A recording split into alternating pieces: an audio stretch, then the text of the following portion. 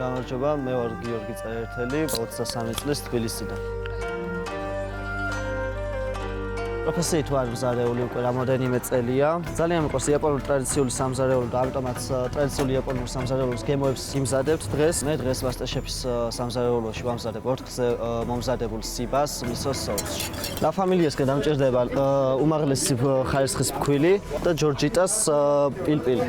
ჩემი კულინარიის სარემის სიყვარული დაიწყო ბავშვობიდან. ბაბუა არის ყოფილი შეფზარეული.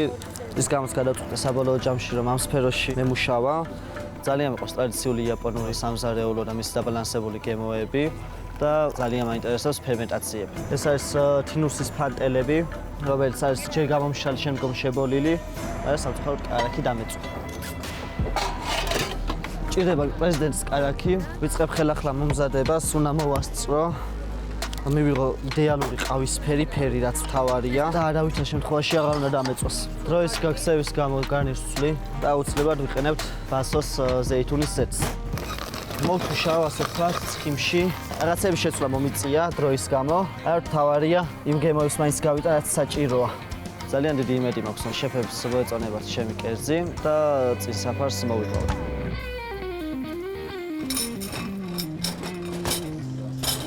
გამარჯობა. აბა მოგვიყევი შენ შესახებ 5 წუთში ჩაეტიე. მე ვარ გიორგი წერეთელი თბილისიდან 23 წლის. მზარეული. ძალიან მიყვარს ტრადიციული იაპონური სამზარეულო და გადავწყვიტე რომ იაპონური გემოები გავამეტანა ამ შემთხვევაში დღეს თქვენთან. კი ბატონო. დღეს მაქვს ორთქლზე მოხარშული სიბასი მისოს სოუსში.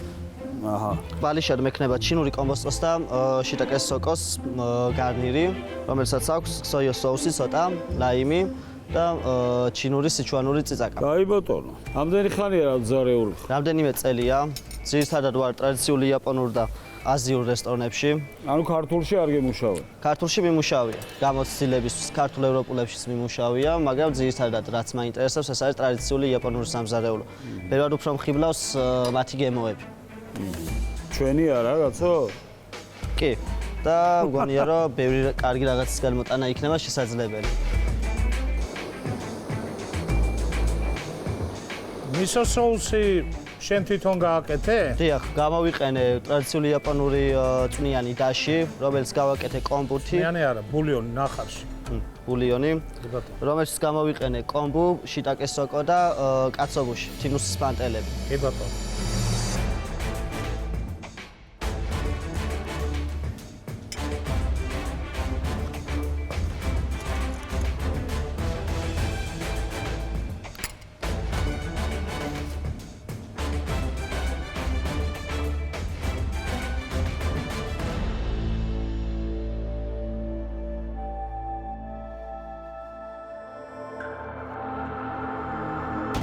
აბა გავს.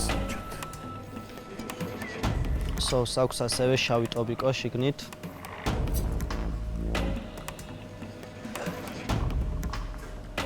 უსის ასიამო.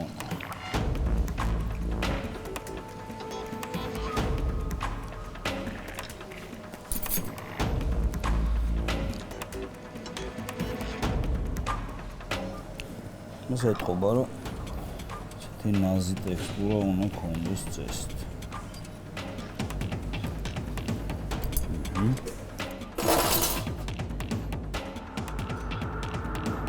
მემრიელია ზა.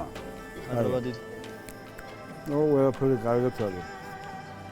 დაბალანსებულიც, გემოებიც, ტექსტურებიც. აია. მადლობა დიდი. სოუსი ძალიან კაია.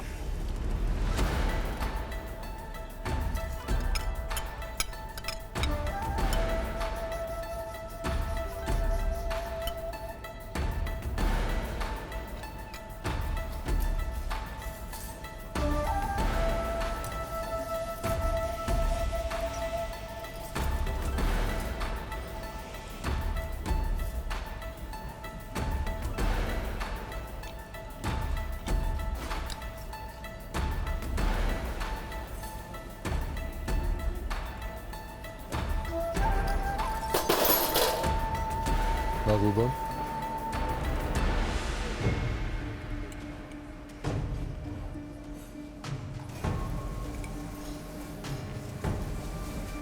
ძალიან გემრიელია.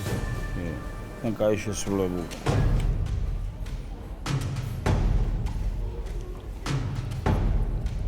არასოდეს ვიფიქრებდი თუ მისოს ესე მოუხდებოდა ბეღნუაზე ტყავისფერი კარაქი. მადლობა. ძალიან კაია.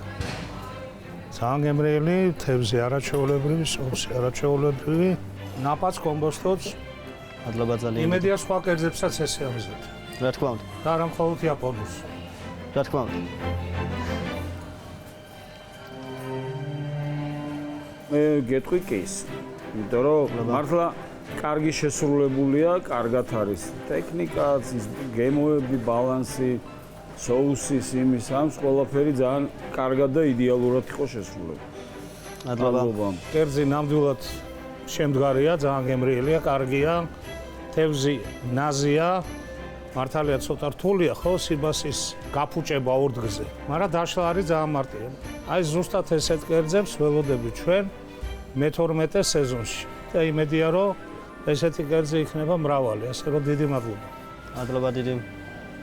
საქართველოს MasterChef-ს აქვს ქართული ხელწერა და მინდა რომ ესეთი ექსპერიმენტის მომსწრე გავხდე და ბევრი ასეთი ექსპერიმენტი ვნახო და ამიტომ მე შენ გაძლევ ოქროს წინსახელს.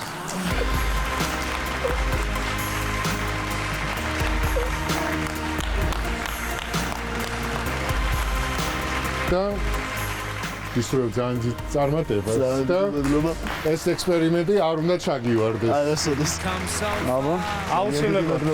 ტოგარაში გამოიყენე ხარჩოში. მოუხდება ძალიან. აუცილებლად. მადლობა ძალიან დიდი.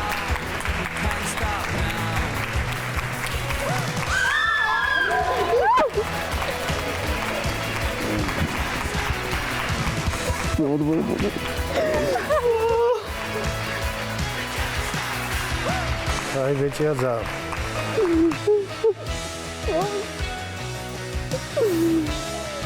სულ ეძებ ხოლმე ადამიანს, რომელიც იაპონურ სამზარეულოში, აზიურში, მაგრამ იაპონურში უფრო არის განსწავლული, რომელიც ექსპერიმენტებს გამაკეთებინებს ქართულ სამზარეულოსთან სინთეზში და როგორი ვიყოლე ეგ ადამიანი? არაჩვეულებრივი. ოქროს წინსაფარი ავიღე. შეფ კონსტანტინემ მომცა ოქროს წინსაფარი. ძალიან დიდი მადლობა თითოეულ შეფს და ძალიან გახარებული ვარ, არ მოველოდი ნამდვილად. მადლობა MasterChef-ს.